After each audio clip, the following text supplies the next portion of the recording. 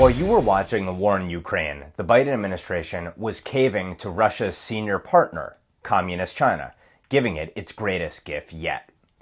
Biden caved to the demands of American progressives, the Chinese Communist Party's most useful of useful idiots.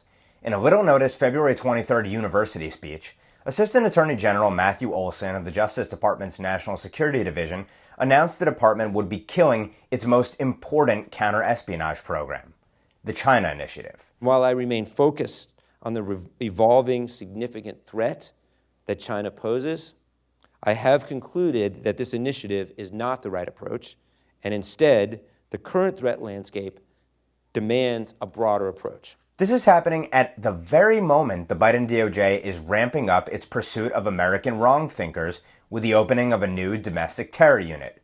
Who poses the bigger threat? The Trump DOJ had launched the China Initiative as part of the administration's comprehensive effort to confront the CCP. The program aimed to combat the whole slew of national security threats posed by China, focusing on countering and prosecuting its economic espionage, IP theft, hacking, and other efforts to infiltrate and exploit strategically significant American institutions. The DOJ brought dozens of cases under the initiative, most notably prosecuting the former chair of Harvard's Chemistry and Chemical Biology Department, Dr. Charles Lieber, and the CFO of Huawei and daughter of its founder, Meng Wanzhou.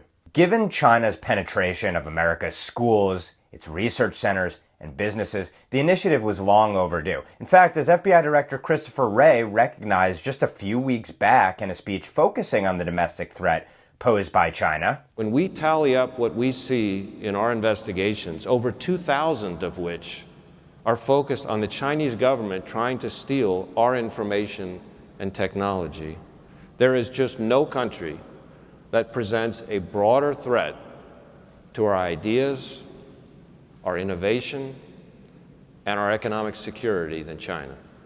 During Olsen's speech, he agreed with Wray's assertion that China's threats are, quote, more brazen and damaging than ever before. He conceded that China, quote, stands apart. But by the same token, he also noted that, and I quote here again, the Justice Department confronts threats from a variety of nation-state actors, and that there's no one threat that is unique to a single adversary. Well, sure, multiple nations might threaten us in similar ways, but the extent of those threats, which is driven by both capability and will, of course can dramatically differ. Some foes are obviously way more threatening than others, and China is the single most formidable one of them all. Since the Biden DOJ is nixing the China Initiative, it would seem it either doesn't agree or doesn't care. Olsen said this in the Q&A that followed his speech. It struck me that they're focusing on the China Initiative didn't make sense anymore in the context of the array of threats we face, again, from a broad range of state actors. How are we supposed to take this as anything other than that the DOJ is deprioritizing China as a threat? By pursuing more nation-state threats, the DOJ will, of course, have fewer resources to pursue China's threats. Does a lesser focus on China also imply a weaker pursuit of cases against China? Well, the answer may well be yes, if the DOJ's recent activity, or lack thereof, is any indication. While it was reviewing the China Initiative leading up to the cancellation, the department dropped many prosecutions and copped to a massive sweetheart deal in the, again, critical Meng Wanzhou case that I mentioned earlier. And what makes the killing of the China Initiative even more outrageous is this, if it can be made more outrageous. It was a politically correct decision, explicitly. By its own admission, the Biden DOJ didn't drop the initiative because it wasn't worthwhile or effective.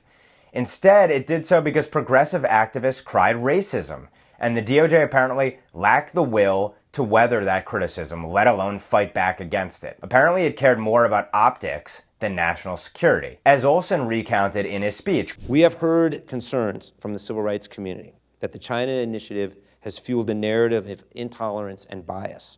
Therefore, the DOJ felt, in his words, by grouping cases under the China Initiative rubric, we helped give rise to a harmful perception that the Department of Justice applies a lower standard to its investigation and prosecution of criminal conduct related to that country, or that we in some way view people with racial, ethnic, or familial ties to China differently. Olsen concluded that the initiative is not the right approach, purely based, again, on a harmful perception of the policy, not the reality.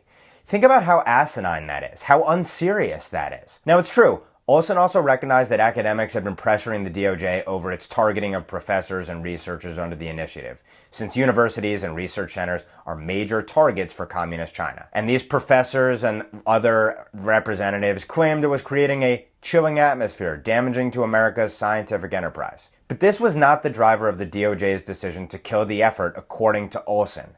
No, instead it was progressive groups that, as I've been writing about since back in January 2021, had been lobbying Biden to drop the China initiative since before his inauguration, who got a veto over our national security merely by claiming this policy gave the appearance of being discriminatory. So now every other adversary has learned an effective strategy to get out of the U.S. government's crosshairs. Claim U.S. policies to counter them are bigoted, stir up American progressive groups to pressure the national security apparatus to relent. Of course, China is the greatest winner of all here, and it's not only because the initiative had thwarted its malign efforts and now it's gone. It's because our DOJ gave it a propaganda coup as well. It legitimized rhetoric the Chinese Communist Party loves to spew, that America is bigoted, which it uses to try to create some kind of moral equivalence between its gulag regime and our republic, or what's left of it. The Biden administration had already once given the CCP a propaganda coup when it banned terms like China virus or Wuhan flu in executive agencies during the very first week of the Biden presidency. China, of course, had demanded for months that you dare not call it the Chinese coronavirus and smeared critics mercilessly as bigoted for doing so because, of course, it was the most culpable party in this pandemic and it wanted to cover it up. So this makes 2 times now that the Biden administration contributed to a CCP propaganda campaign and information effort. And then there's the elephant in the room that no one's talking about. Chinese officials themselves repeatedly urged the Biden administration to execute measures similar to ending the China initiative. Last summer, on an official U.S. diplomatic visit to China,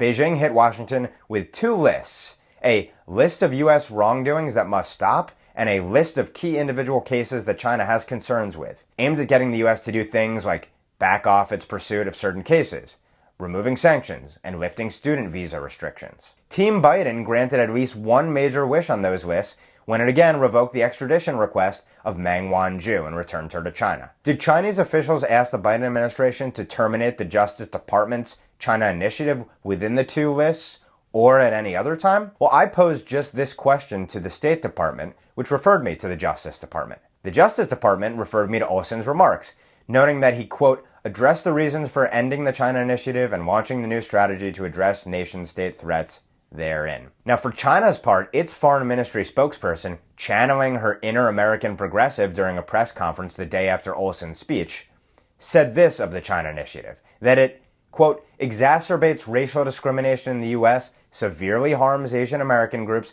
and also poisons the atmosphere of China-U.S. mutual trust and cooperation.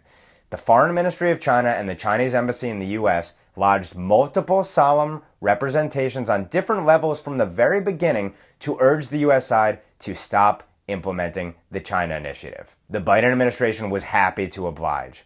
Only years from now will we know the extent of the damage done by presidents so deeply in hock to the woke and potentially compromised on communist China. Those woke here have done the CCP's bidding to devastating generational effect.